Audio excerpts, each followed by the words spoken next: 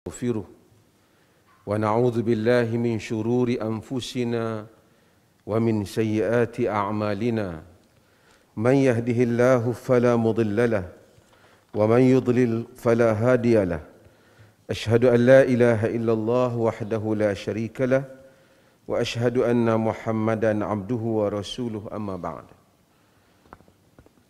Pengurusi yang saya kasihi dan muliakan, Yang Berhormat Datuk Seri Dr. Syahidan bin Qasim, Menteri Wilayah Persekutuan, juga Datin Seri Samsiah bin Muhammad Yassin, yang dihormati Yang Berbahagia Datuk Seri Hajah Rosidah bin Jaafar selaku Ketua Setiausaha Kementerian Wilayah Persekutuan dan Timbalan, Datuk Roslan, yang dikasihi Datuk Seri Mahdi bin Cik Ngah, Datuk Wanda, Yang Bahagia Datuk Muhammad Azmi bin Mazen, Presiden Perbadanan Putrajaya, dan Difdi Kehormat, hadirin dan hadirat sekalian.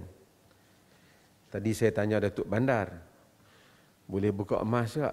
Dia kata jarak tu jauh lah, tapi ada live lah.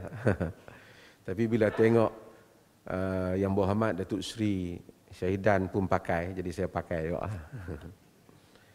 Dia bila orang tonton video ni, hak zaman ni, mungkin 20 tahun lagi ke 10 tahun, orang akan heran pasal apa mereka ni pakai emas.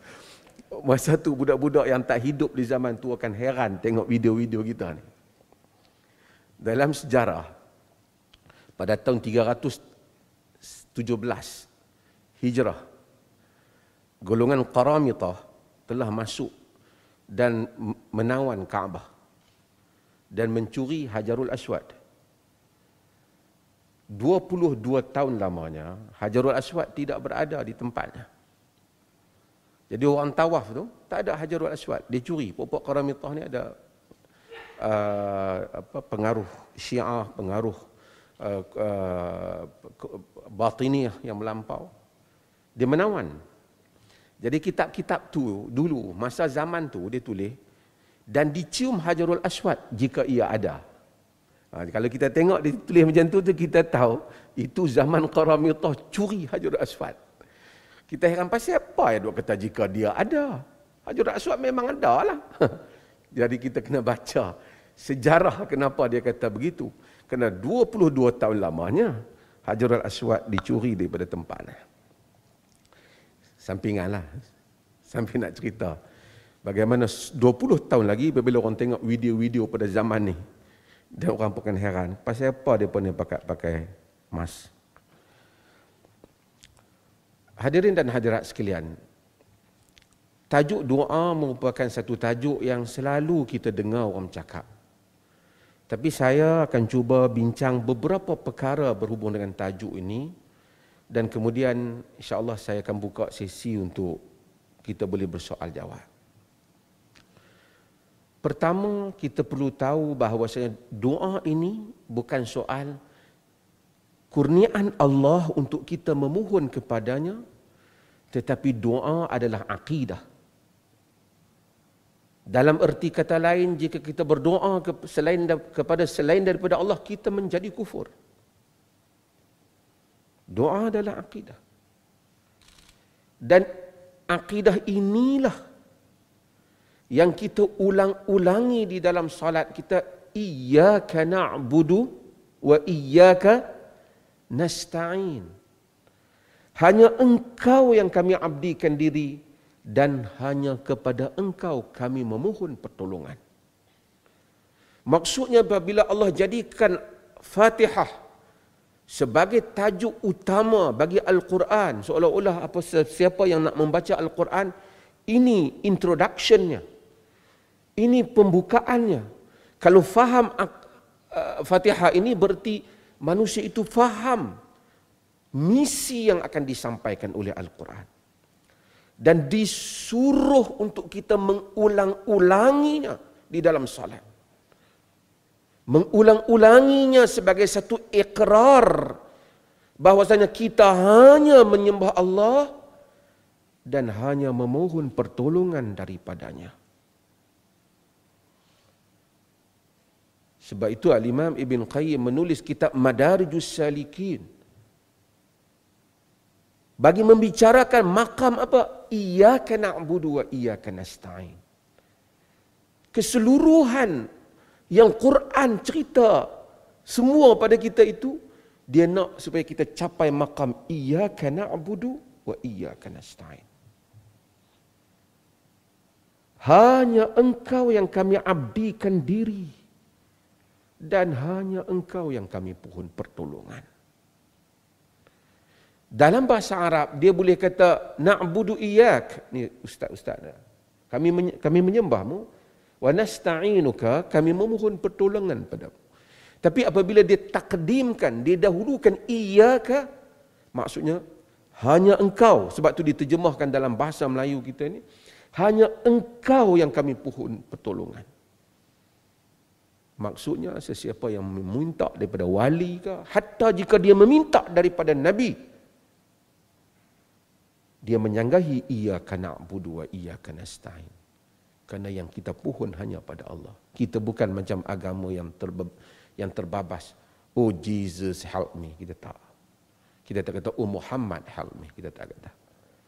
Walaupun kadang-kadang kita tengok dalam kemelampauan setengah tu, dia ajar hal-hal ini kepada kita. Tetapi itu bukan yang diajar oleh akidah Islam melalui iyyaka na'budu wa iyyaka nasta'in.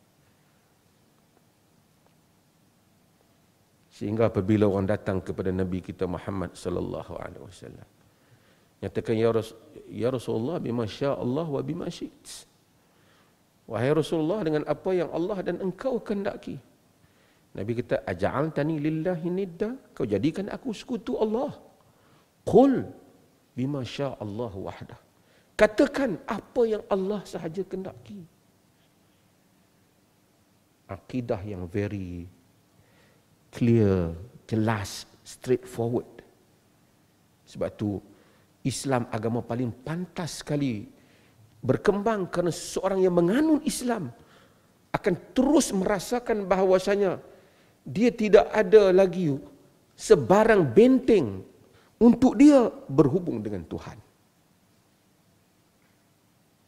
Kita tidak ada confession seperti pergi hadapan Fadri mengaku saya telah buat dosa. Bahkan dilarang oleh agama untuk menceritakan aib kita hatta kepada ustaz ke mufti. Melainkan untuk menyelesaikan masalah. Disuruh kita menutup aib kita hanya meminta kepada Allah Jalla wa'ala. Melainkan orang yang mengadu dizalimi, itu cerita lain. Tapi dia punya dosa tak boleh cerita. Saya dulu buat sekian-sekian, agama tak suruh. Itu antara awak dan Tuhan. Abu Hurairah radhiyallahu an meriwayatkan daripada Nabi sallallahu alaihi wasallam dalam hadis yang diriwayatkan oleh Al-Imam Tirmizi dan Ibnu Majah. Nabi sallallahu alaihi wasallam menyatakan, "Laisa syai'un akrama 'ala Allah min ad-du'a." Tidak ada sesuatu yang lebih mulia di sisi Allah lebih daripada doa.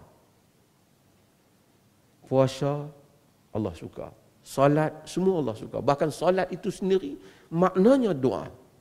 Salat maknaha doa. Salat maknanya doa. Dari segi language. Perkara yang paling Allah sayang, kata Nabi, doa. Artinya lagi orang tu minta pada Allah, Allah sayang. Hatta kalau tali kasutnya putus, dia memohon supaya Allah mengurniakan tali kasut baru padanya, Allah sayang kepadanya. Selekeh itu, kerana Tuhan itu, dia mendengar doa. Dia suruh. Kita mungkin akan manusia ni, dia mungkin bagi tahu kita. Kalau ada apa masalah, mai jumpa saya lah. Kita pergi jumpa sekali dia okey, dua kali dia okey, kerap sangat kita, ampun kerap sangat lah. Tapi tidak, Allah Azza wa Jalla. Akram. Perkara yang paling mulia di sisi Allah, doa.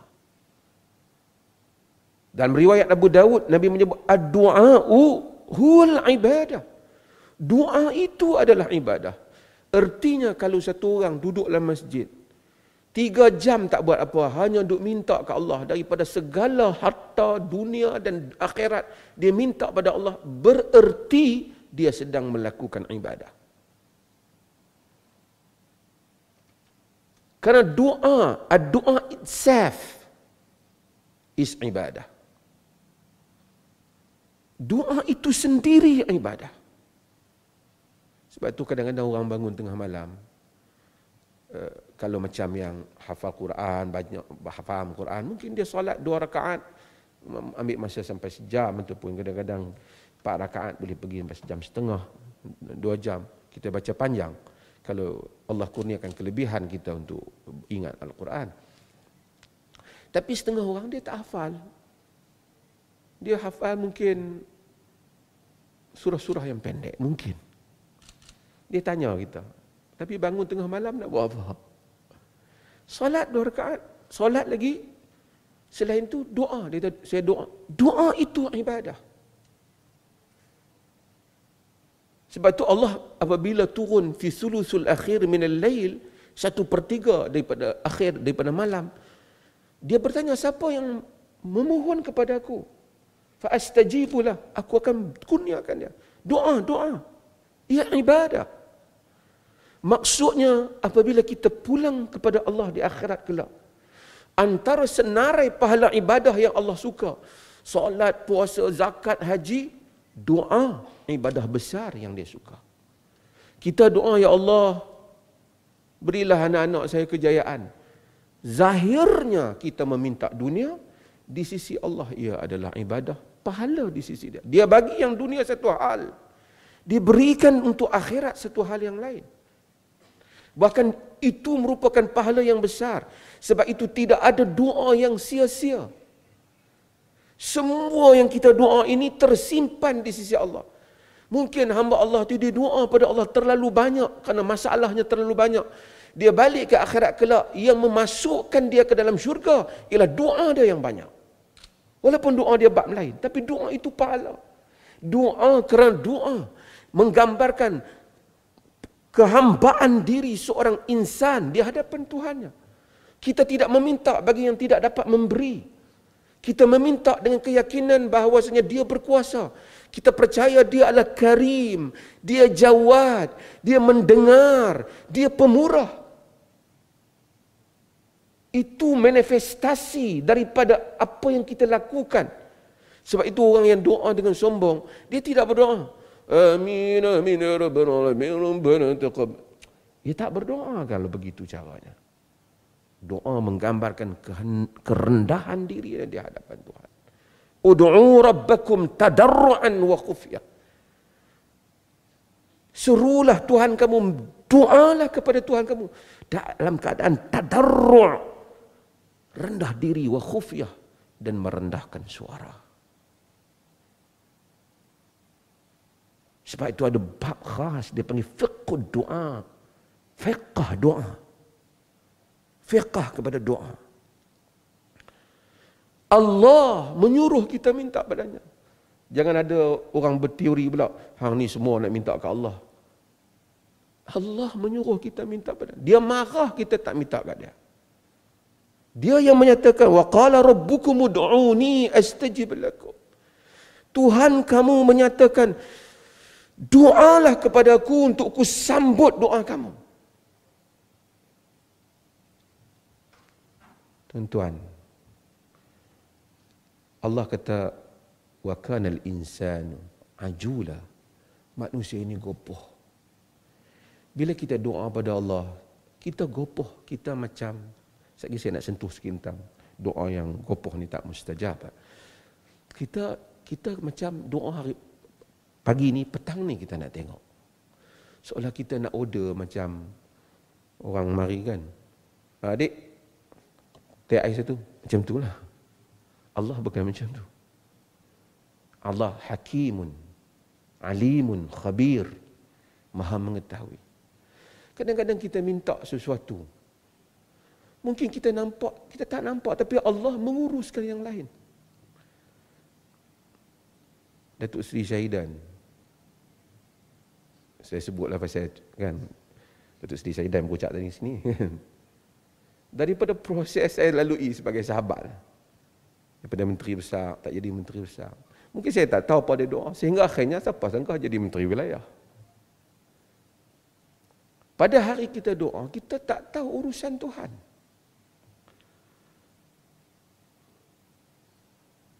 Kita tak tahu urusan Tuhan dan kita jangan. Sebab tu Al-Imam Syafi'i dia sebut, dia kata atahzi'u bid-du'ai wa tazdarih. Adakah kamu main-main dengan doa dan kamu rasa lekeh? Wala tadri bima sana'ad du'a'u. Dan puisi dia, kamu tak tahu apa yang doa dapat lakukan. Sihamul lail la yukhti walakin laha amadun walil amadin qida'u. Panahan malam tidak pernah salah, cuma ada tempoh. Bila sampai tempohnya, ia akan mengenai sasaran. Puisi ini, sebab tu sebahagian para ulama menamakan doa orang-orang yang kena zalim tu bagaikan panahan malam. Kita zalim kat dia, dia kata, Ya Rab, bagaikan panahan malam. Dia lancarkan panah dia. Kita mungkin senyum, kau tak jadi apa? Kau tunggu hari dah. Kau tunggu, dia akan datang. Cuma nak panah tu, kata Imam Syafi'i, dia bergerak. Tak sampai masa lagi tak kena. Sampai masa dia kena. Kita doa pada Allah dalam hidup kita ni. Allah suruh kita doa. Dalam surah Al-Baqarah Allah menyatakan, "Wa idza sa'alaka 'ibadi 'anni fa inni qarib. Ujibu da'wata ad-da'i idza da'an falyastajibu li wal yu'minu bi la'allahum yarshudun." Allah ajaib. Itu kata rahmat. Bab doa ni menjadikan kita rasa lemahlah lidah kita untuk bersyukur kepadanya. Sebab tu Nabi masa sujud dan solat malam, Aisyah cari Nabi. Antara yang Nabi sebut, la uhsi sana'an 'alaika anta kama asnaita 'ala nafsik. Tak dapatlah aku ini menghitung pujian kepadamu. Engkau itu seperti yang engkau puji dirimu. Kurnia Tuhan. Wa idza sa'alaka 'ibadi anni fa inni qarib. Jika hamba-hambaku bertanya aku, sesungguhnya aku ini jika hamba-hambaku bertanya engkau wahai Muhammad tentang aku, sesungguhnya aku dekat. Rahmat dia. Dia tak kata kalau nak doa kena pergi jumpa ustaz dulu, ustaz bagi izin 3 hari, kau buat yang ni baru doa. Tak. Immediately, ya Rabb, Allah mendengar. Kita tak ada orang tengah antara kita dengan Tuhan. Siapapun dia. Siapapun dia. Di dalam riwayat Imam Ahmad, dia kata da'watul mazlum mustajabah, Nabi kata. Wa in kana fajiran fa fujuruhu ala nafsihi. Riwayat Imam Ahmad, hadis hasan. Doa orang yang kena zalim itu mustajab. Sekalipun dia jahat, Nabi kata. Jahat itu diri dia. Jahat itu antara dia dengan Allah. Tapi kalau dia kata, Ya Rabb, Allah dengar. Kalau dia kena zalim. Dalam riwayat Nabi kata, ittaqu da'watal mazlum wa in kana kafiran. Takutlah kamu doa orang yang kena zalim sekalipun dia kafir. Kalau dia minta betul kepada Tuhan, dia kufur, Allah akan balas kekufurannya. Dia jahat, Allah balas. Tetapi kita zalim dia, Allah akan ambil tindakan pada kita. Saya bukan nak cerita tentang zalim, nak cerita dekatnya Allah. Tapi saya selalu ingatkan orang masjid dengan abang. Kadang-kadang katalah orang curi di masjid. Pukul kontus setengah mati, curi kasutnya. Kita kata, dia jahat. Hak dia dosa dengan Allah, dia dosa. Kita lebih, Allah dengar doa dia. Kita mungkin tersenyum. Hari ini tak jadi apa. Tahun depan mungkin tak jadi. Harinya akan sampai. Ketika itu kita bertanya, pasal apalah aku jadi macam ni?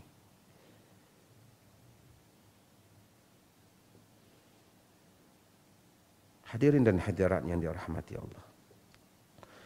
Oleh itu maka doa merupakan sesuatu yang besar dalam hidup ni. Allah sifatkan kemuliaan para anbiya, nabi. Siapa baca dalam surah Al-Anbiya, bila Allah cerita tentang Nabi Ayub, dia minta doa. Dia minta pasal dia sakit. Nabi pun sakit. Ini pun sebagai orang pula tengok orang sakit, dia kata, bala dah dia ni. Nanti tu Nabi pun sakit. Allah cerita tentang Nabi Yunus. Benda yang cerita pada Nabi Yunus. Allah cerita tentang Zakaria. Semua yang berdoa pada Allah. Dan Allah kata apa? Innahum kanu yusari'una fil khairat wa yad'unana raghaban wa rahaba wa kanu lana khashi'in. Mereka itu berlumba-lumba kepada kebaikan dan menyeru kami dalam keadaan raghaban wa rahaba, dalam keadaan teringin, nak inginkan apa yang kurniaan Allah, wa rahaba, dan takut akan tindakan Allah. Wa kanu lana khashi'in, dan mereka itu khusyuk kepada kami. Sidang hadirin dan hadirat sekalian, saya nak sentuh sikit yang ni. Nak betui diri saya lah, boleh share dengan tuan-tuan. Dia tak, sebagian orang dia kata Islam minta hidup ni 50-50, 50 untuk dunia, 50 untuk akhirat. Sebenarnya tak ada Islam minta 50-50. Tajuk hidup kita adalah akhirat. Dunia adalah keperluan untuk hidup saja. Sebab itu kalau kita baca Quran kata wasari'u ila maghfiratin min rabbikum. Bersegeralah kamu kepada keampunan Tuhan kamu. Wa jannatin 'arduha as-samawati wal ard, dan syurga yang luasnya langit dan bumi. Tuan-tuan, sebesar mana raja dalam dunia ni, berapa besar tanah dia? Selekeh-lekeh hamba yang masuk ke dalam syurga, tak lekeh lah kan. Luasnya langit dan bumi kerajaannya. Wasari'u, bersegera kamu. Tapi itu untuk akhirat, tapi untuk dunia Allah kata apa? Wa huwal ladzi ja'ala lakumul arda dhalulan famshu fi manakibiha. Ni ustaz-ustaznya. Dialah yang menjadikan dunia itu, bumi itu mudah untuk kamu. Berjalanlah kamu atas muka bumi. Untuk akhirat disuruh kita lari.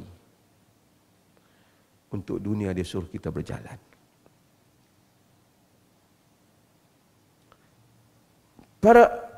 Para anbiya alaihimus salatu wassalam, anbiya, kekuatan kemuliaan mereka kena berdoa. Saya akan buka sesi perbincangan ni, tapi saya nak sentuh beberapa hadis dalam hal ni. Antara yang Nabi SAW sebut ialah hadis yang diriwayatkan oleh Imam Tirmizi. Nabi kata, man sarrahu an yastajib Allahu lahu fi syada'id wal karbi falyukthir du'a fil rakha. Yang ni tentu ambil satu untuk ingat diri kita. Nabi kata siapa yang suka Allah terima doa dia masa dia susah payah, masa payah Tuhan terima doa, banyakkan doa masa senang. Kita masa tak ada masalah ni, kita rasa macam tak ada apa nak doa. Dan kalau doa pun, antara doa dengan tak doa lah, kita angkat tangan. Mai betul-betul masalah, baru kita nak doa. Bukan salah. Tapi Nabi kata kalau mau Allah mustajab doa masa susah, banyakkan doa masa senang. At least Nabi sujud, Nabi kata, Allahumma inni a'udzubika min zawali ni'matik wa tahawuli afiatik wa fujaati naqmatik wa min jami'i sakhatik. Ya Allah, aku minta lindung denganmu daripada hilangnya nikmatmu. Dan amat ada. Dan bertukarnya keafiatanmu. Dan mengejutnya balamu. Dan semua kemurkaanmu. Nabi SAW, Nabi, dia ajak kita supaya kita doa. At least minta. Karena bukan semua hak mana kita nikmati ni kita terus menikmatinya. Maka sesiapa yang mau, kata Nabi SAW, dimustajabkan doa masa susah, banyakkan doa masa senang. Yang kedua, ialah kita jangan, tadi saya sebut, jangan gopoh dalam doa. Nabi SAW kata, yustajabu li ahadikum ma lam ya'jal.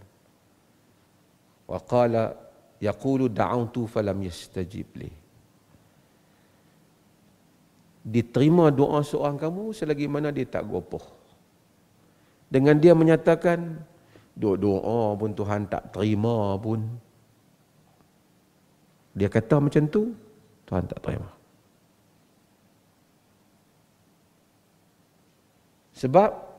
Sebab dia su'udzan, dia sangka buruk dengan Tuhan yang karim, Tuhan yang pemurah.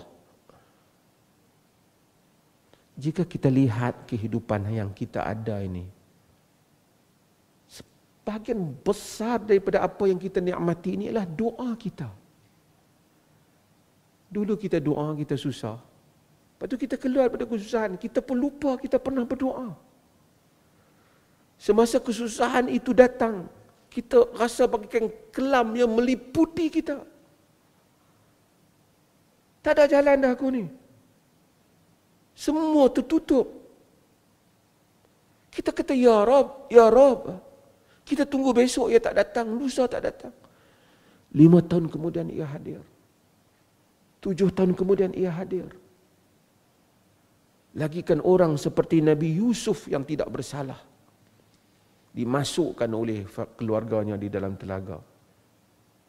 Mengambil masa lama dia kemudian untuk menjadi raja di Mesir.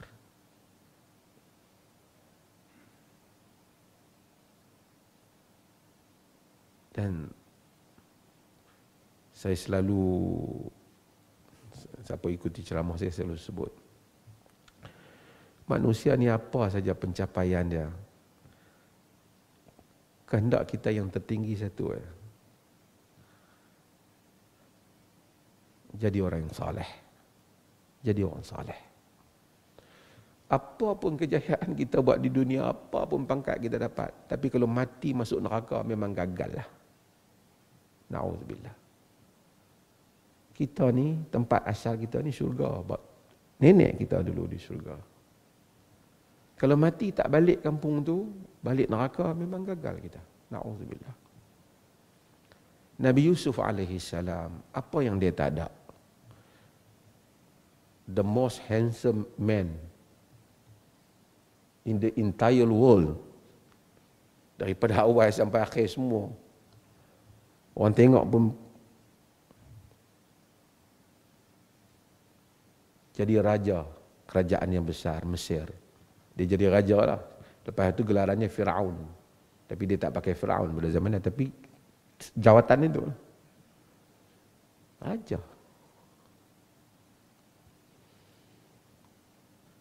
Rabbi qad ataitani minal mulki wa 'allamtani min ta'wilil ahadits. Fatir as-samawati wal ard. Anta wali fid dunya wal akhirah. Tawaffani muslima wa alhiqni bis salihin. Last. Wahai Tuhanku, Kau telah berikan kepadaku kerajaan, dan Kau telah ajar kepadaku mentakwilkan mimpi. Penghias, Engkaulah penghias langit dan bumi. Engkau pelindungku dunia dan akhirat.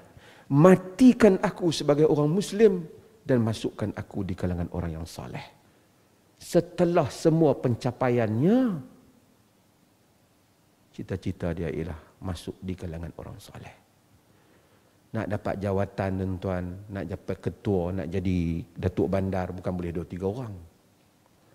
Nak jadi menteri pun bukan 2-3 orang, bukan semua kita boleh capai. Tapi satu kedudukan yang semua kita boleh capai kalau Allah izinkan. Dan kita boleh usahakan, iaitulah menjadi orang saleh. Dan itulah kedudukan yang paling tinggi. Nabi Ibrahim yang paling mula, walaqad istafainahu fid dunya wa innahu fil akhirati laminas salihin. Kami telah tabal Ibrahim di dunia, di akhirat kelak ia termasuk di kalangan orang saleh. Tuan-tuan, tak dapat datuk tak apa, tak dapat Tan Sri ke Datuk Sri, tak ada apa, bukan besar pun. Tapi mudah-mudahan kita dapat masuk menjadi orang saleh. Yang menjadi cita-cita para nabi. Dan semua kita, laki perempuan semua. Tak payah deal dengan ustaz, tak payah deal dengan menteri. Hanya kita dan Allah untuk menjadi orang saleh. Orang saleh itu doanya masmu'. Doanya didengari Tuhan. Hanya Allah yang tahu berapa banyak fulan kita tengok mungkin sapu sampah, tapi berapa ribu istighfar dia. Berapa banyak kejujuran hati dia kepada Allah. Berapa banyak dia sebut subhanallah, alhamdulillah. Tengok mufti, macam jawatan agama, hebat dalam agama. Barangkali jauh dia dengan Allah dibandingkan orang yang mungkin datang mendengar ceramahnya. Ini jawatan orang lantik. Tak besar jadi mufti orang lantik. Belum tentu dekat dengan Tuhan pun. Balik ke akhirat mungkin mufti duduk belakang, hak sampah-sampah duduk depan. Tapi jadi orang saleh boleh dimasuki oleh semua, hatta banduan yang duduk dalam penjara itu pun yang ada kes jenayahnya bertaubat kepada Allah, beristighfar, memohon ampun, boleh ia menjadi orang yang saleh.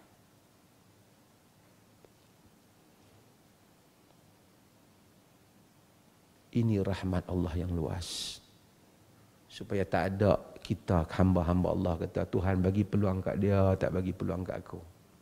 Semua ini peluang yang nothing dibandingkan menjadi orang saleh. Sebab itu maka kita banyakkan doa kepada Allah Azza wa Jalla. Sebab itu tuan-tuan, selepas Allah kata iyyaka na'budu wa iyyaka nasta'in, hanya engkau yang kami sembah, hanya engkau yang kami pohon perlindungan. The first doa yang Allah ajak apa? Apa dia doa yang pertama? Ihdinas siratal mustaqim. Tunjukkan kami jalan yang lurus. Itulah perkara yang paling kita perlukan dalam hidup ni. Tuan-tuan, terutama zaman ni. Kita semayang, saya pun semayang, tuan-tuan pun kita solat. Kena Allahu akbar, ihdinas siratal mustaqim. Kita kan berasa apa pun? Tak rasa minta pun. Padahal itulah perkara yang paling mustahak dalam hidup kita. Kita tak rasa. Sebab kita baca. Lepas tu kita terpening sekarang agama ni pun pendapat macam-macam. Betul tak? Tapi apa yang kita rasa masa kita sebut ihdinas siratal mustaqim? Guide me, oh my God.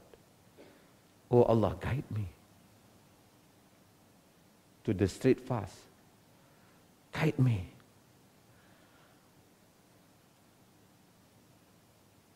Yang akhirnya ialah, saya ada berapa minit kan? Ya akhirnya tadi saya sentuh sedikit tentang orang yang zalim ni, saya nak sentuh sikit. Pasal kita ni pekerja, kita semua ada kosong seorang sikit. Kita buat kerja kita, amanah kita, tapi kita kena jaga masalah zalim ni. Saya sebut diri saya lah, tuan-tuan juga. Saya sebut dua kisah. Dalam Bukhari dah, dalam Muslim dah, seorang nama sahabat Nabi nama Sa'id bin Zaid. Sa'id bin Zaid ni sahabat Nabi dijamin syurga oleh Nabi sallallahu alaihi wasallam. Bila zaman Marwan bin Hakam, gubernur zaman kerajaan Bani Umayyah. Ada satu perempuan nama dia Arwa binti Aus. Tuduh dia curi tanah. Dia tak curi tanah tu. Bawa kes pergi kat Marwan. Dia kata, Marwan, kau tuduh aku curi tanah? Dia tuduh aku curi tanah. Aku yang riwayatkan daripada Nabi hadis tentang larangan untuk satu orang curi tanah. Man akhadha shibran minal ardi zulman. Siapa yang ambil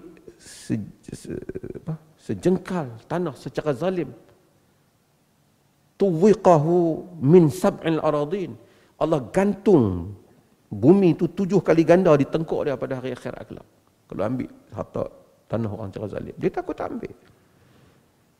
Tapi dia kata, Allahumma in kana kadhiba fa'amil basara waqtulha fi ardiha.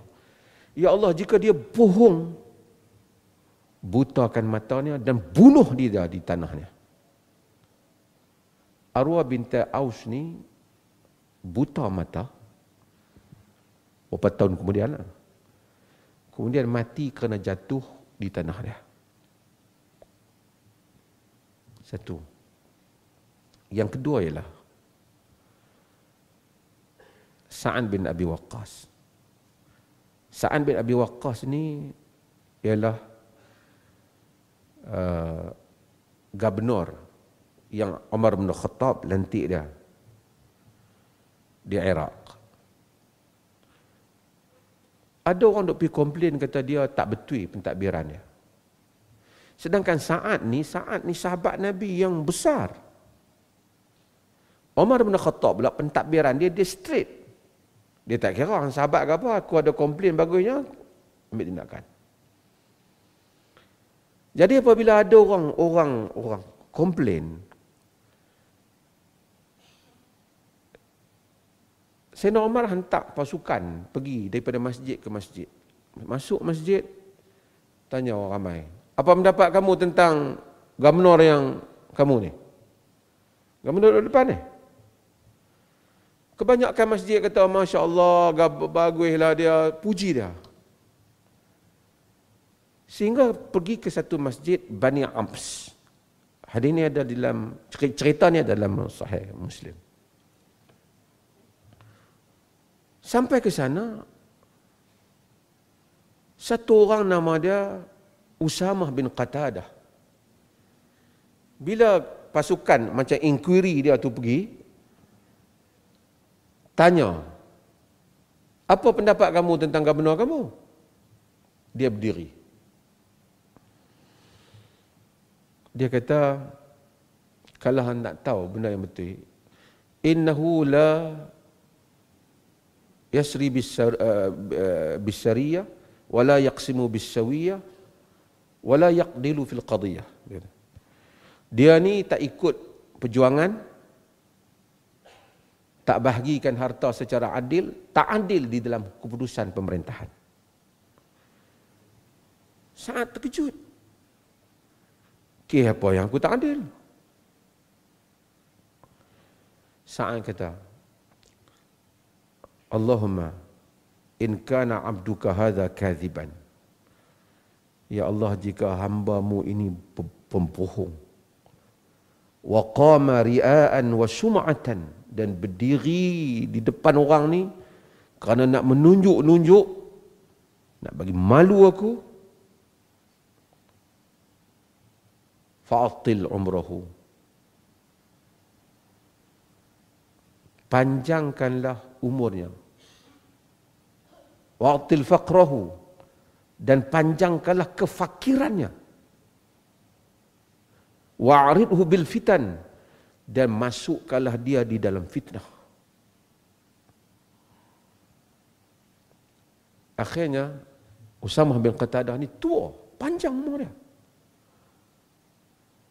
sampai bulu mata atas ni, apa nama, bulu kening ni turun. Tua, duduk tepi jalan mengorak anak darah, duduk kejar anak darah orang, nak meraba orang. Dah tua. Orang tanya dia, Apa pas saya dah tua jadi perangai macam ni? Dia kata, asabatni da'watu rajulin mubarak. Telah menimpa aku doa orang yang diberkati. Aku tak boleh buat apa lah. Dah macam ni lah. Maka sebab itu kita semua dalam hal kehidupan ini, kita berdoa pada Allah dan kita tahu bahawasanya kehidupan kita ini, kita sentiasa ada Allah. Dan segala hajat kita ni, Allah akan tunaikan mudah-mudahan hajat kita dan dia menjelma dalam berbagai warna dan cara. Kita tak semesti minta pada Allah, kita minta macam tu, Allah bagi macam tu. Dia bagi dengan cara yang dia kehendaki, insya-Allah. Saya henti di sini, saya pergi duduk di situ untuk membolehkan tuan-tuan bertanya soalan. Terima kasih.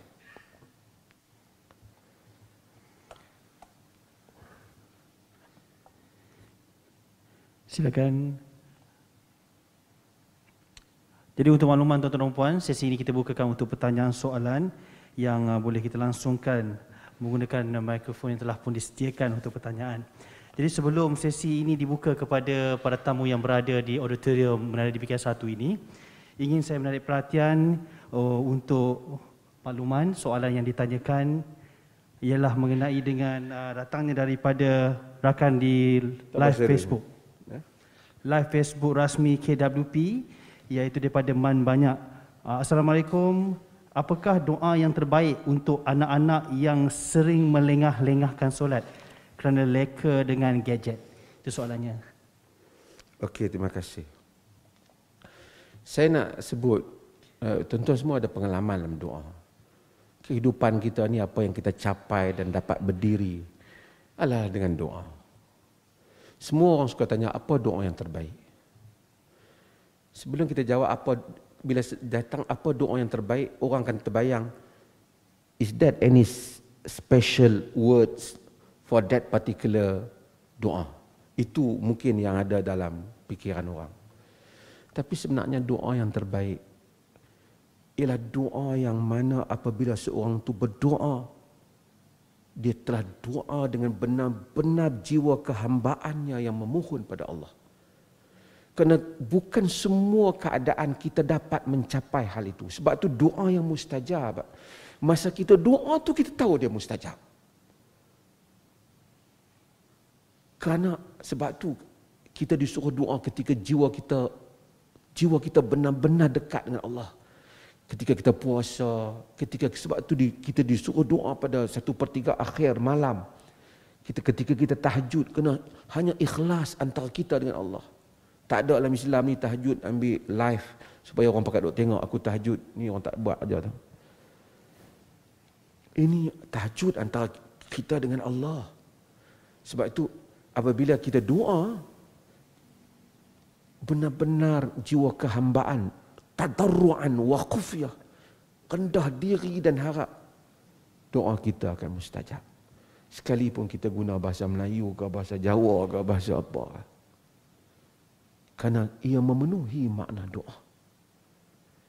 Kemudian, kalau ada kalimat-kalimat yang datang daripada Quran ataupun sunnah, maka kita ambil kalimat-kalimat itu kerana kita ingin kepada keberkatan lafaz yang Allah ajar.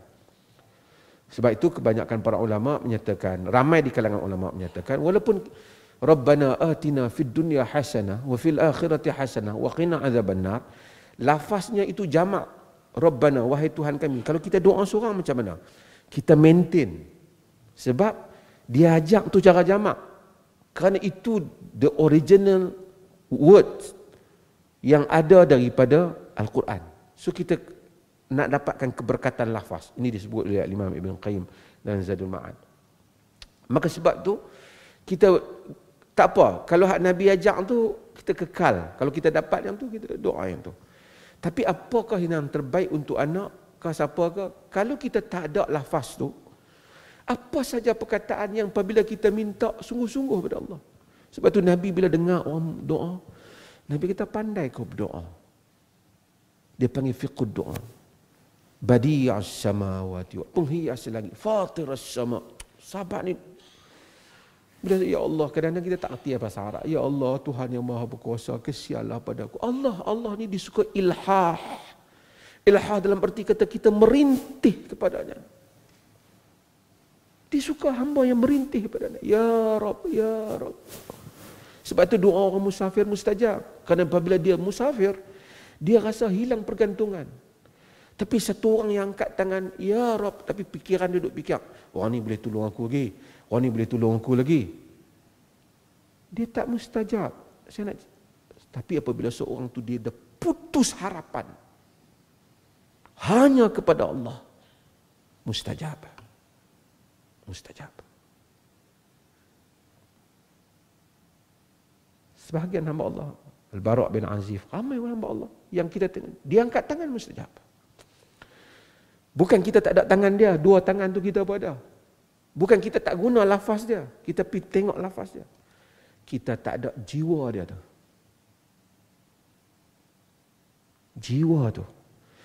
Jiwa tu perlu dididik, diasuh. Sehingga bila setiap kali kita sebut ya Rabb, terputus segala andaian di hadapan kita, melainkan Allah semata-mata. Karena Allah ini, dia sangat murka pada sebarang syirik yang zahir dan tidak zahir. Ramai orang ya Rabb, tapi fikirannya, aku berkabel banyak gini, boleh tolong masalah ni. Doa dia. Ya. Lalu Allah biarkan kita pada orang itu. Tapi kalau Allah bantu kita, gunung, lautan, segala samudera yang kita hadapi, berdiri kita dengan segala kekuatannya. Kalau tanya apa doa untuk anak-anak, bapa dan ibu apabila dia doa, dia paling ikhlas sekali. Seorang yang doa li akhihil muslim ala zahril ghaib, orang yang doa untuk saudara muslimnya dan keadaan dia tak tahu, Allah wakalal malakan, Allah hantar malaikat, walaka mislu dhalik, engkau serupa tu juga dapat. Bagaimana kita doa ke anak kita? Sebab itu doa untuk anak ni paling dekat, paling ikhlas. Sebab kalau kita nak mustajabkan doa, jangan habaq kat kawan kita doa dia. Terus malaikat pun doa yang sama. Tuan-tuan, salah satu sebab kebaikan dalam hidup ni, kita kalau tengok orang susah, kita bawa kereta, kita tengok dia susah, bawa motor, si kasihan. Ya Allah, berilah rezeki kat dia. Ya Allah, berikan bahagia dia. Dalam hadis Muslim, malaikat kata, wala kamislu dhalik, untuk engkau serupa tu. Kita doa mulut kita pada dia. Allah jadikan malaikat doa untuk kita. Siapa yang mau malaikat doa pada dia, dia doa pada orang dengan cara dia tak beritahu pada orang tu. Kita doa untuk anak-anak kita, demikian juga doa untuk anak-anak kita. Cumanya Quran macam selalu saya sebut ulangi lah. Quran ni sangat halus cara dia ingatkan kita. Dia suruh ibu bapa ni, anak-anak doa pada ibu bapa. Macam mana Quran kata? Wakhfid lahuma janaha dhulli minar rahmati wa qur rabbirhamhuma kama rabbayani saghir. Wakhfid lahuma, rendahkan untuk mereka berdua, janaha dhulli minar rahmah, sayap kehinaan disebabkan rahmat. Wa qur rabbirhamhuma, katakanlah wahai Tuhan, kesianlah mereka berdua. Kama rabbayani saghira, seperti mana mereka membesarkanku masa kecil. Dalam erti kata yang lain, doa itu dicapai oleh ibu bapa yang kesian kepada anak-anak. Tuhan suruh anak-anak doa, tapi bagi tahu ibu bapa itu doa dia. Maksudnya ibu bapa yang penanya anak-anak, tak tercapai doa itu pada dia. Apapun, kalau tanya apa doa yang mustajab untuk anak-anak, satu doa, yang kedua ni taklah berpadangan doa. Hidup ni kena ada amanah. Kita suruh anak kita jangan duk tengok handphone, kita pun kadang-kadang macam tu juga. Kan? Untuk mendidik, dia memerlukan satu, sukatan yang betul, kedua, guru yang betul, Ketiga, suasana yang betul. Same. Didik seorang ke, 10 orang. Pertama, kena ada apa dia benda yang kita nak ajak dia. Nak ajak tu apa dia sukatan dia, ilmu yang kita ajak. Kedua, siapa dia guru yang nak ajak? Ibu bapa lah dalam keluarga. Kemudian environment dia, persekitaran. Kita kalau nak anak kita baik, persekitaran rumah tu baik lah. Kita kata jangan cakap maki hamun, mak bapak maki hamun. Dia dengar every day. Persekitaran tak ada. Kita kata jangan tengok benda yang tak elok, tapi dinding rumah kita merepek semua. Ataupun setengah ibu bapa tak ada langsung. Apa dia hak dan didik anak pun tak ada. So ini adalah syarat di dalam pendidikan. Di samping doa. Okey, terima kasih. Ada lagi soalan? Saya buka ruang ini kepada para tamu. Boleh gunakan stand mic yang telah disediakan, insya-Allah. Silakan. Boleh perkenalkan nama tuan dan kemudian seteruskan susul soalan yang perlu ditanyakan. Silakan. Assalamualaikum Ustaz. Assalamualaikum. Nama saya Kamal Azira. Ustaz terangkan tadi berkenaan dengan konsep doa, iaitu akidah dan juga salah satu komunikasi kita dengan Tuhan kita. Persoalan saya, adakah doa ini perlu dilakukan dengan satu keazaman dan keyakinan dan disusuli dengan satu usaha dan langkah kita sendiri dan bukannya satu penyerahan semata-mata. Saya ambil contoh dalam era pandemik sekarang ni, kita bukan saja kita berdoa kepada Tuhan untuk dijauhi pada penyakit, tapi kita perlu ambil langkah-langkah untuk vaksin dan mematuhi SOP sepenuhnya. Ya. So apakah konsep doa sebenarnya Ustaz di sini? Ya, terima kasih. Ya, kita cakap tentang doa tu bukan kita tak boleh doa dan tanpa menafikan usaha. Itu yang Umar bin Khattab bila tengok satu orang duk doa saja kemudian tak keluar pergi kerja, dia tak keluar. Izhab innas sama la tamtur bizahab. Langit tidak menuruni hujan dengan emas. Jadi kau kena bekerja. Tapi saya cakap tentang hubungan kita dengan Allah. Satu orang dalam riwayat Tirmizi datang pada Nabi, adakah aku nak bertawakal pada Allah ataupun aku nak tambat unta aku? Nabi kata, aqilha wa tawakkal ala Allah. Tambat unta itu dan bertawakal pada Allah. Kalau tak buat kerja apa, duduk dalam rumah supaya rezeki mari, kita telah menentang suruhan Tuhan. Sebab tu Allah kata falyastajibuli wal yu'minu bi, sambut seruanku dan beriman padaku dalam doa. Maksudnya kau buat dulu, aku suruh kau pergi kerja. Hatta Maryam ni Allah yang bagi dia mengandung dan lahirkan Nabi Isa alaihi salam dalam keadaan susah. Wa huzzi ilaiki bijiz'an nakhl tusaqin alayki ratban janiyya. Allah suruh Maryam goncang pokok kurma tu. Padahal tak payah goncang lah pokok kurma tu, memang Maryam pun bukan. Maryam memang mengandung kerana urusan Tuhan. Tapi Allah tak kata tak apa, pokok kurma akan turun berguguran padamu. Tak. Macam mana orang mengandung dan tubuh orang mengandung yang lemah nak goncang batang kurma macam mana?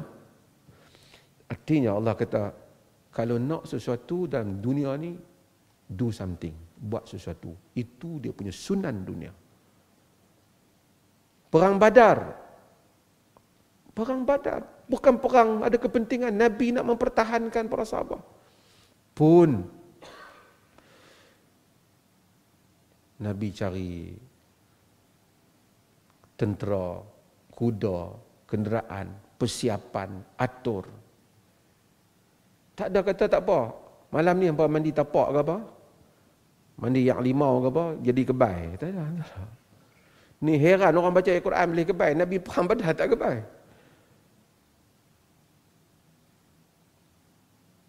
Sebab tu sebahagian para ahli siar dia membincangkan mengapa ketika di dalam Gua Hira, ketika di dalam Gua Sur, Nabi kata pada Abu Bakar, izhuma fil ghar idh yaqulu li sahibihi la tahzan innallaha ma'ana. Ketika mereka berdua ada dalam gua dan ketika dia berkata kepada sahabatnya, jangan kau duka cita, Allah bersama dengan kita. Nabi nasihat kata Abu Bakar jangan duka cita, Allah sama dengan kita. Tapi masa perang Badar, Nabi sujud lama. Sehingga Abu Bakar kata, wahai ya Rasulullah, angkatlah, Allah tak akan meninggalkanmu. Orang kata takkan Nabi duka cita lebih dalam perang Badar daripada dalam masa dalam hijrah. Saya Salah Abdul Fattah Khalidi, dia kata kerana Nabi rasa hijrah, Nabi dah susun plan dia. Badar ni macam mengejut, jadi persiapan tak cukup. Kerana kemenangan Allah itu datang dengan persiapan kita. Allah tolong.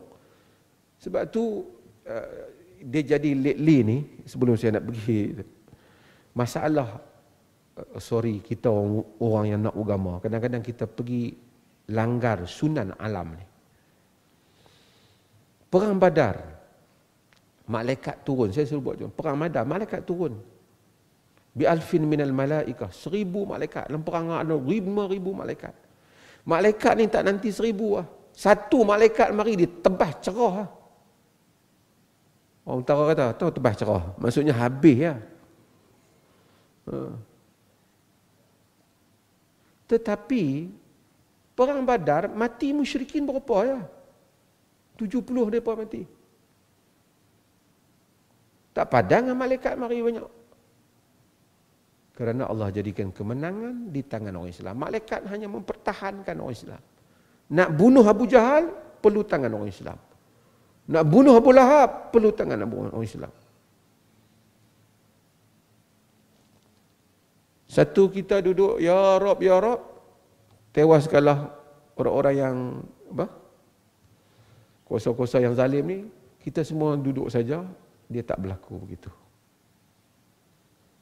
Demikianlah dalam kehidupan, kan? Bapa kata, ya Allah berikan rezeki, abang pergi kerja, dah doa dah. Dia tak boleh macam tu. Dia kena keluar mencari makan. Sebab tu satu orang dalam riwayat Tabarani, badan dia sihat. Dia lalu, sahabat-sahabat lain kata, lau kana hadza fi sabilillah, badan macam ni mau pergi jihad. Nabi kata jangan. In kharaja yas'a li waladihi saghir fa huwa fi sabilillah. Jika dia keluar kena cari rezeki untuk anak dia yang kecil, dia pada jalan Allah. Itu satulah, maksudnya bukan doa tanpa usaha. Samalah dengan COVID ni pun. Kan janganlah dan usaha yang betul. Nabi tak ada kata Nabi buat sebab ini dalam pentadbiran. Anas bin Malik kata apa? Orang beritahu Nabi, riwayat Bukhari. Orang beritahu Nabi, pembesar ni dia tak baca surat yang tak ada cop ni. Nabi tulis surat, tak ada cop. Mula-mula tu tulis je lah kan. Orang kata la yaqra'una illa kitaban illa an yakuna makhtuman. Mereka hanya baca surat yang ada cop. Fattakhadha khataman min fiddah wa naqasha fihi Muhammad Rasulullah. Nabi ambil cincin ataupun cop yang daripada perak yang ditulis Muhammad Rasulullah. Nabi cop surat tu. Sebab apa? Nabi follow lah. Kalau itu dia punya standard pengurusannya, Nabi follow. Nak bagi dia baca. Macam tu jugalah kita dengan COVID ni apa semua, kita ikut lah. Kita kena ikut peraturan lah. Kalau orang kata, alah COVID ni makan habatus sauda dah lah. Tak boleh lah. Pasal you tak ikut peraturan tu, habatus sauda. Dia kena, kalau ada research yang betul, kalau ada kajian yang betul, okey, boleh makan. Tak kira bahan apa pun. Tapi kalau kata saya vaksin tak mau ambil, ni semua tak ambil, makan apa? Makan habatus sauda. Tak betul lah. Cuma kalau dia mati seorang tak apa. Tak, dari segi kaedahnya kalau dia seorang-seorang mati, dia tak ada masalah apa kalau dia kena dia mati seorang. Tapi dalam benda yang bersifat pandemik ni, dia kena dia memberi mudarat pada orang lain. Sebab tu dia dalam syarak ni, kalau kita sakit, majoriti para ulama kata kita tak wajib berubat. Kalau kita sakit, kalau sakit tu tak ganggu orang lain. Katalah kita sakit kepala, tu sakit kaki, wajib tak kita pergi hospital? Kalau kita kata wajib berubat, artinya kita tak pergi berubat, kita jadi berdosa. Tuan-tuan faham? Maksudnya, mak sakit tak pergi berubat, tak apalah aku tahan, berdosa mak, pasal apa benda wajib. Itu maksud dia. Tapi bila kata tak wajib, Maksudnya kalau dia pi pun boleh, dia tak pi pun boleh. Selagi mana dia tak pi cari penyakit berdosa, lain. Cari penyakit lain. Cari penyakit ni kita pi tak ada penyakit, kita bagi penyakit kena kat kita. Itu cari penyakit. Itu berdosa. Ni kita dah ambil semua dah langkah, kita kena juga. Adakah kita boleh untuk tak pi berubat? Dalil yang kuat boleh. Kalau tak menzalimi orang lain, sebab ada wanita yang datang pada Nabi, dia bagi tahu Rasulullah bahawasanya ini usra, aku ni kena histeria. Lupa. Nabi kata in syi'ti, dalam hadis riwayat Bukhari, riwayat Ibnu Abbas radhiyallahu anhu, in syi'ti da'autu laki an yashfi Allah, an yashfiyaka Allah. Wa in syi'ti sabarti walakil jannah. Jika kau mau, aku doa supaya Allah sembuhkan kau. Jika kau mau, kau sabar, kau dapat masuk syurga. Dia kata bal asbir, bahkan aku sabar. Jadi dia pilih sabar. Walakinni atakashaf, fad'ullah alla atakashaf. Tapi aku ni bila jadi histeria, aku jadi tersingkap pakaian aku. Lupa tu tersingkap pakaian aku. Tolong doa pada Allah supaya tak singkap pakaian aku. Jadi Nabi doa supaya dia tidak singkap pakaian dia.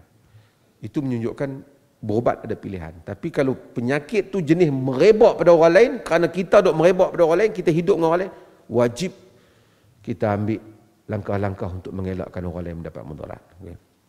Okey, ada soalan lain? Okey, soalan daripada muslimah, kita beri ruang sekurang-kurangnya dapat diberikan ruang ini.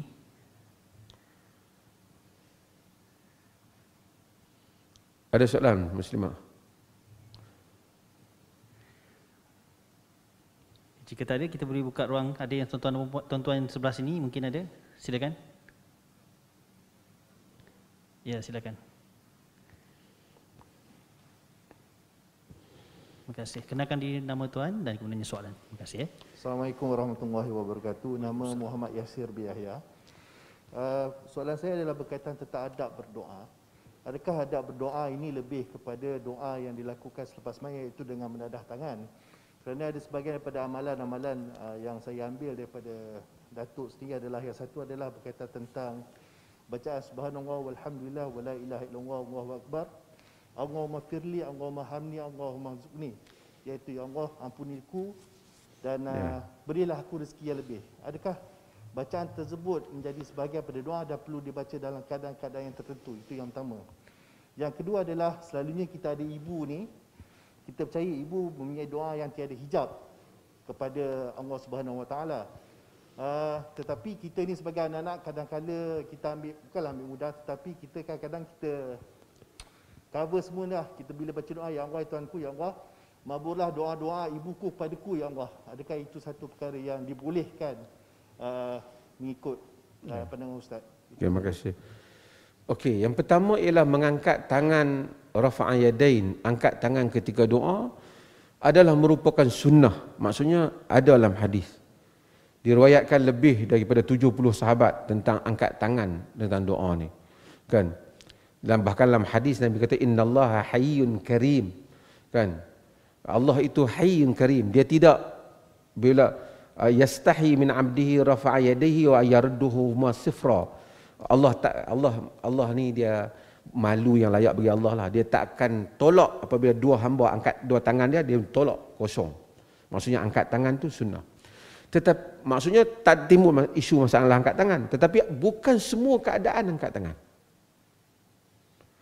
Umpamanya ketika kita bila masa yang antara paling mustajab doa semasa kita sujud, kan? Dalam hadis Ali bin Abi Talib yang riwayatkan oleh Imam Muslim, aqrabu ma yakun al-'abdu min rabbih wa huwa sajid. Yang paling dekat hamba dengan Tuhannya ketika dia sujud. Tapi masa kita sujud tak ada lah kita duk angkat.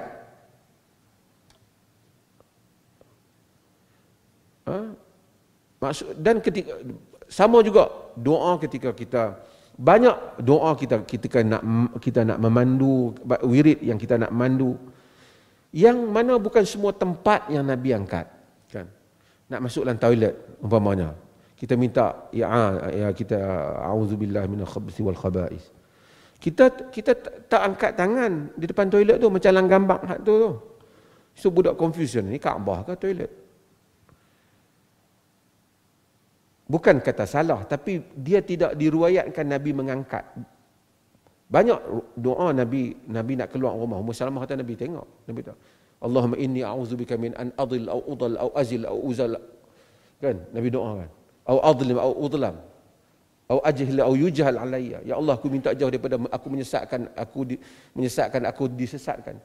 Aku menggelincirkan, aku digelincirkan, aku dizalim, aku menzalimi ataupun aku dizalimi. Aku buat kerja bodoh, aku dibodohkan. Nabi angkat rafa'a basarahu dalam riwayat Ibnu Abu Daud dari Ummu Salamah. Tapi dia tak angkat tangan dia. Jadi ada tempat yang Nabi angkat, ada tempat Nabi tak angkat. Kalau tak angkat tu bukan tanda doa tidak mustajab. Ada tempat yang kita tak angkat. Biasa mana Nabi angkat? Biasanya doa, kalau kita tengok, bukan salah, kebiasaan doa yang begitu serius untuk satu urusan yang besar, kita akan tengok Nabi angkat. Termasuk doa seperti doa qunut yang Nabi doa kepada Balak, kepada Ra'il dan Zakwan. Angkat. Ketika doa minta supaya turun hujan, kan? Nabi angkat, kan? Ada tempat-tempat yang baginda angkat. So tak ada timbul masalah kalau kita sambil bawa kereta, tengok orang, ya Allah berikanlah rahmat pada dia kekayaan. Tak biar, ya Allah berikan rahmat, itu merita kita. Angkat itu biasanya apabila diangkat, dia menghadap ke kiblat. Diangkat. So bukan, sebab tu kalau orang bagi satu pada kita, Nabi kata antara apa yang kita disunat sebut, jazakallahu khairah, kan? Tak ya, orang bagi satu jazakallahu khairah, itu doa. Jadi ada tempat yang kita angkat, ada tempat yang kita tak angkat. Okey, yang kedua tadi apa?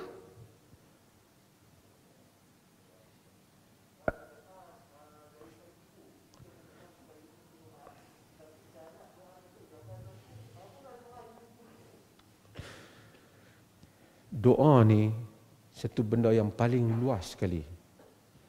Apa saja kita suruh Allah mustajabkan doa. Mungkin ni tak ada dalam hadis, tapi saya cerita pengalaman.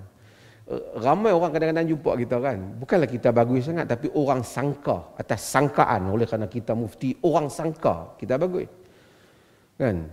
Jadi bila orang sangka kita bagus, banyaklah orang kata tolong doa Ustaz, hantar email lah, hantar apa. Kadang-kadang kita pun tak ingat banyak. Saya buat contoh lah.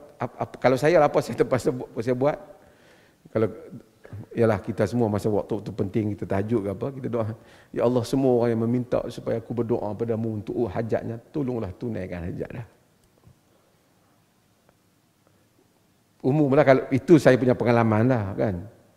Dan saya kena ulang lah benda tu selalu. Ramai orang duk minta tolong, kadang tak tolong pula pasal kita dah kata insya-Allah. Bukanlah kerana doa kita mustajab, sebab dia sangka, kan, dia sangka baik pada kita. Kita pun doa dengan harapan saya, Allah pun memustajabkanlah doa saya, sebab saya dah minta Allah mustajabkan doa dah, supaya malaikat pun kata doa kau juga dimustajabkan semuanya, mudah-mudahan. Jadi itu adalah termasuklah doa ibu kita. Boleh kita kata kepada, ya Allah mustajabkanlah doa ibuku, kan? Cumanya doa ni Nabi kata, kalau doa yang Allah tak mustajab, doa bil ithim, doa nak buat dosa, doa untuk putus silaturahim, yang ni tak dimustajabkan. Dia rule dan doa ni mudah. Bukan mudah sebutlah, bukan mudah nak buat. Dalam hadis Tirmizi, Nabi kata, ud'ullaha wa antum muqinuna bil ijabah. Doalah kepada Allah dalam keadaan kamu yakin Allah akan terima doa kamu. Wa'lamu anna Allah la yastajiba du'a min qalbil lahin ghafil. Ketahuilah bahawasanya Allah tidak menerima doa daripada jantung hati yang ghafil lahil, yang lalai dan alpa. Lalai dan alpa ni, pertama dia tak confident. Han try doa kot boleh. Ada orang dia kata suruh kita try doa.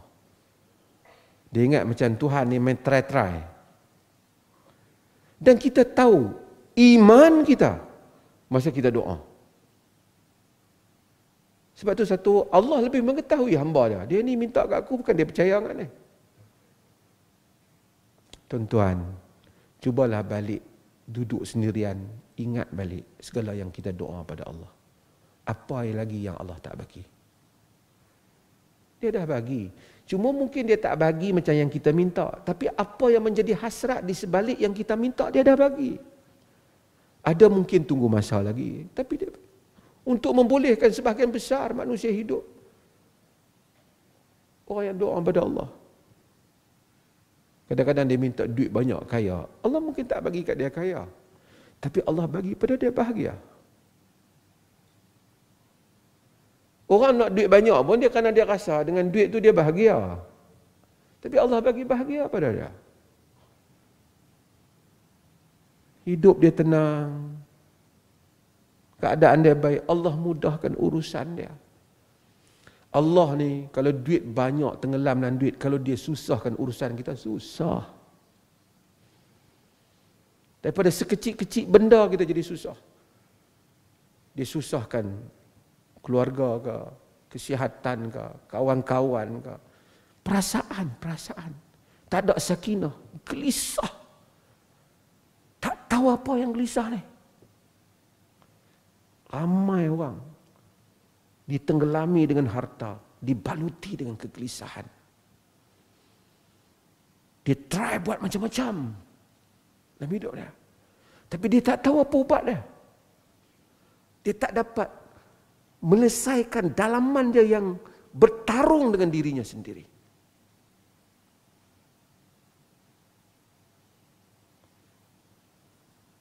Masa kita nak habis tapi saya nak sebut.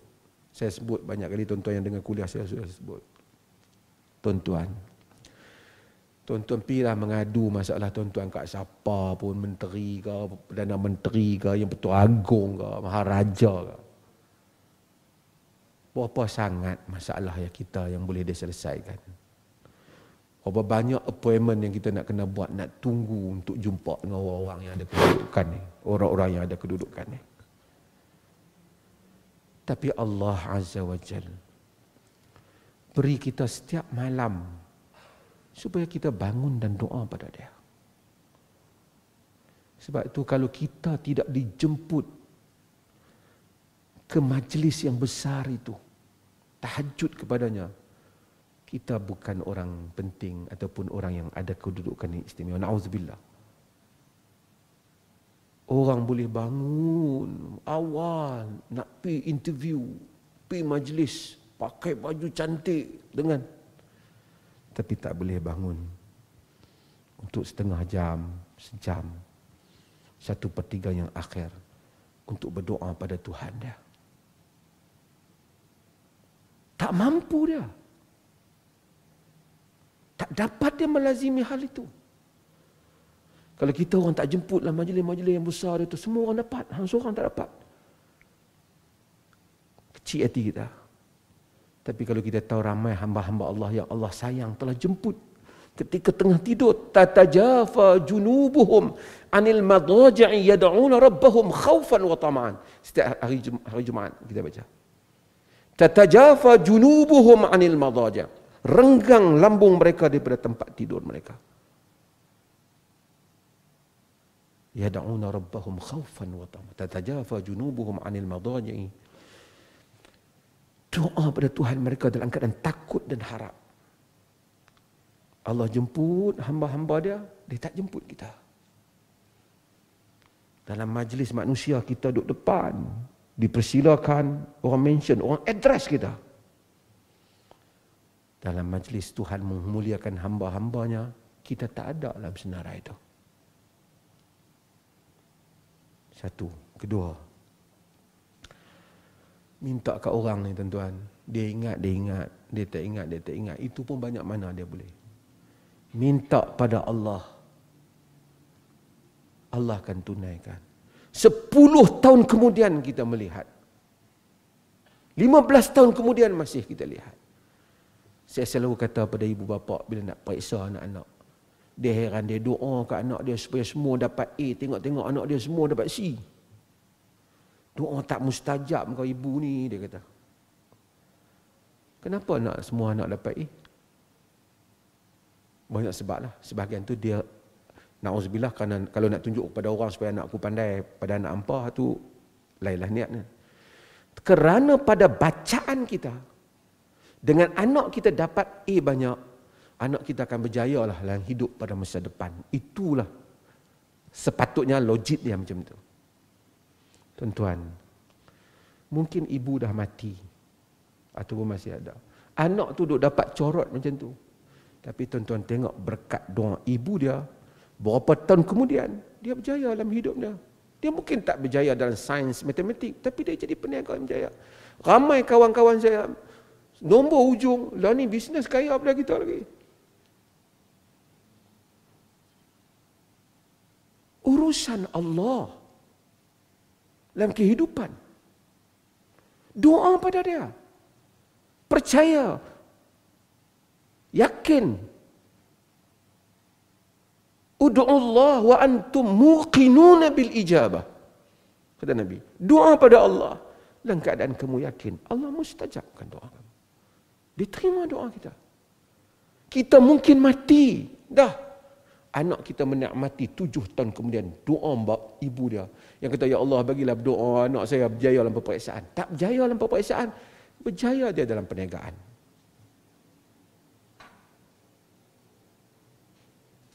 Husnuzan billah, sangka baik dengan Allah. Mudah-mudahan Allah Subhanahu Wa Taala rahmati kita semua insya-Allah. Ada masa lagi? Habis kan? Ya. Habis saya nak tutup lah. Satu soalan, okey.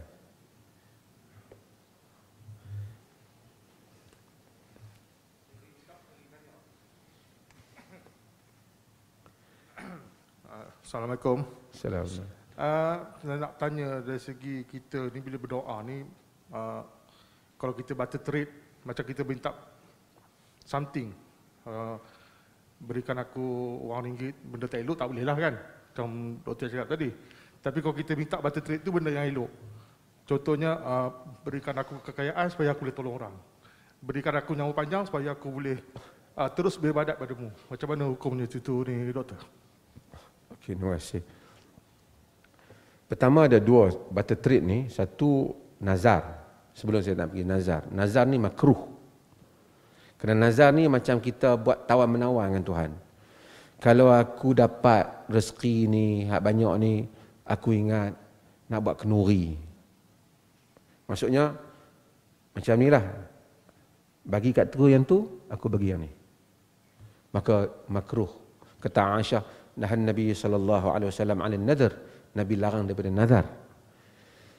Larangan itu bukan larangan haram tapi larangan makruh pada sebahagian mazhab.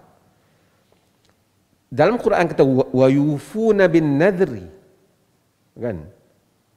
Dan dia pun orang yang menunaikan nazar. Nazar ni ialah nazar yang tak bersyarat macam ni. Aku ni tahun depan ni nazar nak buat kenuri lah. Tak ada apa, tak ada kaitan apa. Dia memang macam tu saja. Tak ada kerana dia dapat apa. Nazar ni terpuji. Okey. Doa pada Allah pun hak tu macam nazar lah. Kalau engkau berikan itu pada aku akan buatlah. Itu nazar. Dan kemudian sebenarnya kalau orang tu dia nak memberi, Allah ni bukan macam bos kita minta projek, bos bagi bantu saya sikit, saya boleh bantu tu. Yayasan bos ke apa kan? Allah, kita mungkin trik dia kan. Tapi Allah Maha mengetahui. Kalau kita betul satu orang yang pemurah dan memberi, bersedekah, sebelum kita memiliki, kita bersedekah. Sebab itu bila ditanya Nabi dalam hadis, siapa ai sadaqatul afdal, sedekah yang ahabbu ilallah, yang lebih Allah sayang. Wa anta saddaqa wa anta sahihu syahihu, dalam keadaan engkau sehat dan engkau nak ta'mal ghina wa takhshal faqr, dalam keadaan engkau mengharapkan kekayaan dan takut kemiskinan. Masa tu kau sedekah, bukan sedekah masa nyawa sampai kat angkung ni lah.